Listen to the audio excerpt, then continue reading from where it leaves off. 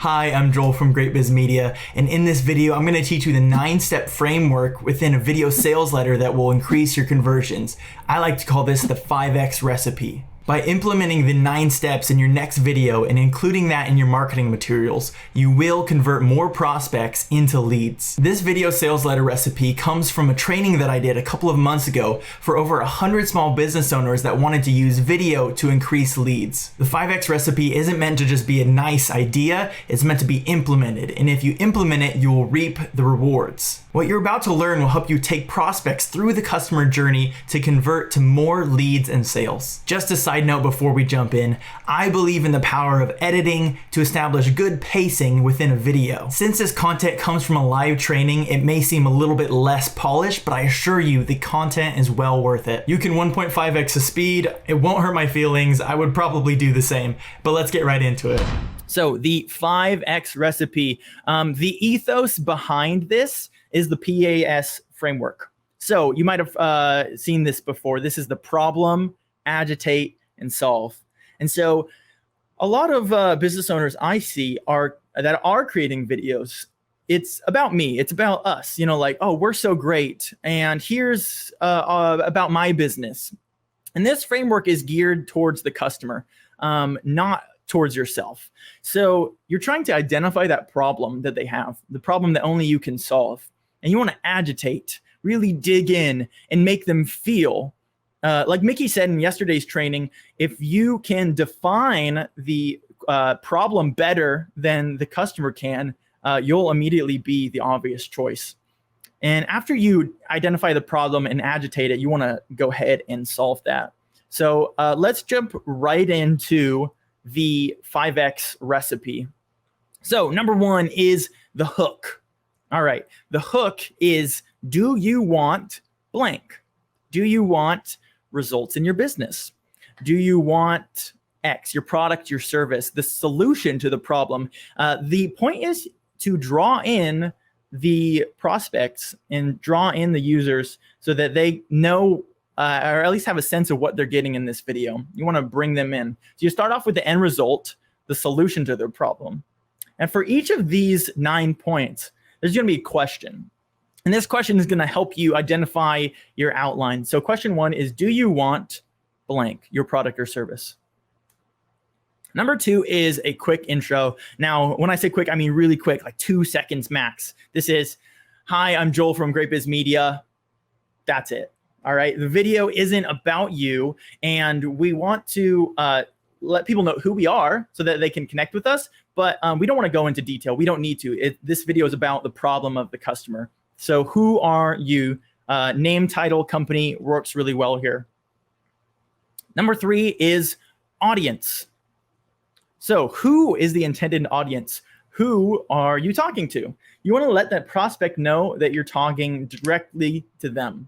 So, for example, I would say, like, if you're a small business owner, then you're in the right place. Or if you are struggling with marketing, then you're in the right place. You want to talk directly to the prospect, let them know this video is for them. And the benefit here is that this will actually weed out the people that aren't going to convert to be a customer, that maybe aren't a fit. This is going to help identify who is and who is not intended to be seeing this video. And this section, fairly short again, about 5 seconds. Number 4 is the problem. So at this point, the first 3 points, we've only spent maybe 8 seconds of the video. So within the first 5 to 8 seconds, we're just letting the customer know in like a hyperdrive speed what to expect, who we are, and make them feel known with who they are. And we're jumping right into the problem. And the problem question is, what is their pain point? What are you trying to solve? We want to dig into what they're experiencing, and you want to be specific. Specificity here is really going to be helpful. And so if I said, yeah, I help people. Well, okay, probably a lot of us help people, but that's not helpful. That doesn't actually identify with me. Like, I don't. Helping people, that's not a specific problem to me. But if you say, you may be experiencing ad spend that is going to waste. certain people are really going to identify with that. Like, oh, I've spent so much in ads and I've seen no benefit. So you want to be specific with the pain point there. Talk directly to the customer and explain the pain point. So remember that PAS framework. We want to problem, we want to agitate. Number 5 is story. And so after we've already dug into the problem of the customer, we want to start connecting with them. So the question here is, how are you in touch with that pain point? Have you experienced what they're feeling? And if you have, I've seen a lot of your videos, you talk about some of your journeys. And I commented like that is so great. Having that story is so great to connect with your prospects and with your customers. Because at the end of the day, we want human connection. And when you get that from a business, it really develops that trust stage that we're trying to get through. So you want to create a point of connection here. Now, my encouragement is not to spend so much time talking about your story personally, but how it relates to them and how it connects to the prospect. So number 6 is core offering. At this point, you want to start going to like, what is the solution?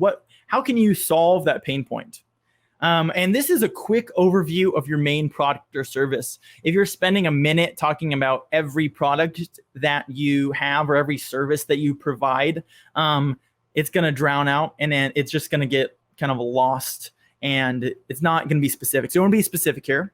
X problem or X product solves X problem. So how can you solve that pain point? Number 7 is trust signals. So what authority do you have? Do you have awards or certifications? Maybe customer testimonials or case studies, things like that. You want to build trust by proving yourself as an authority in your niche.